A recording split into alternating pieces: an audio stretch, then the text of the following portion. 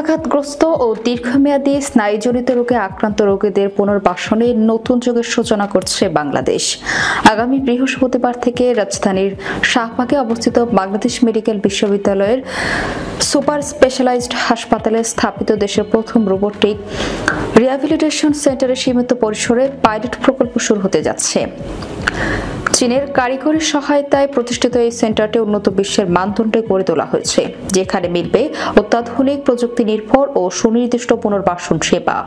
বুধবার দুপুরে প্রধান উপদেষ্টার ভেরিফাইড ফেসবুক পেজ থেকে এ তথ্য জানানো হয়। সংশ্লিষ্ট সূত্রে জানা গেছে, চীনের সরকার এই প্রকল্পে প্রায় 20 কোটি টাকার মূল্যের রোবোটিক যন্ত্রপাতিতে অনুমোদন দিয়েছে। প্রযুক্তির দিক থেকে এই সেন্টারটি হবে দক্ষিণ এশিয়ার অন্যতম আধুনিক রোবোটিক রিহ্যাবিলিটেশন সেন্টার, যা বাংলাদেশের চিকিৎসা খাতে একটি যুগান্তকারী মাইলফলক হয়ে উঠবে। এই সেন্টারে রয়েছে মোট 62টি রোবট, যার মধ্যে 22টি কৃত্রিম বুদ্ধিমত্তা ভিত্তিক। এসব রোবটের মাধ্যমে রোগীর অবস্থা অনুযায়ী অত্যন্ত নিখুঁতভাবে ফিজিওথেরাপি, স্নায়ুবিক পুনর্বাসন এবং দীর্ঘমেয়াদী চিকিৎসা সেবা প্রদান করা সম্ভব।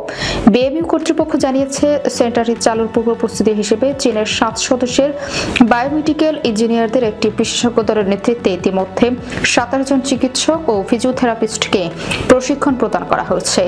প্রশিক্ষণপ্রাপ্ত জনবল অভিজ্ঞতা ও দক্ষতা অর্জন করলে এবং প্রয়োজনীয় কার্যক্রম সফলভাবে সম্পন্ন হলে সেন্টারটি পুরো দমে চালু করা হবে। এই রোবোটিক সেন্টার যেসব রোগীরা স্ট্রোক, পক্ষাঘাত, স্নায়ুবিক বৈকল্প, দীর্ঘমেয়াদী ব্যথা, নার্ভ ইনজুরি, ফ্রোজেন শোল্ডার, দুর্ঘটনাজনিত জটিলতা বা শরীরের অঙ্গের দুর্বলতা সহ জটিল পুনর্বাসন প্রক্রিয়ার মধ্যে রয়েছেন, তাদের উপকারে আসবে। বিশেষ করে জুলাই মাসে সংঘটিত ছাত্র জনতার গণঅভ্যুত্থানে যারা আহত হয়েছেন এবং এখনও দীর্ঘমেয়াদী সমস্যায় ভুগছেন, তাদের এই সেন্টারে বিনামূল্যে রোবোটিক চিকিৎসা সেবা দেওয়া হবে। সেন্টারটি শুধু বিশেষ উদ্দেশ্যে সীমাবদ্ধ থাকবে না। পরিকল্পিত নীতিমালার আলোক সাধারণত রোগীদের জন্য ধাপে ধাপে সেবা উন্মুক্ত করা হবে। একই সঙ্গে চেষ্টা থাকবে চিকিৎসার ব্যয় রোগীদের আর্থিক সক্ষমতার মধ্যে রাখার। এই সেন্টার চালু হবে বাংলাদেশ আধুনিক প্রযুক্তি নির্ভর পুনর্বাসন চিকিৎসায় এক নতুন যুগে প্রবেশ করবে। দেশীয় চিকিৎসা ব্যবস্থার জন্য এটি শুধু একটি প্রযুক্তিগত অগ্রগতি নয়, বরং পক্ষাঘাতগ্রস্ত ও দীর্ঘমেয়াদী অসুস্থতায় ভোগা মানুষের জীবনে আশার আলো হয়ে উঠবে।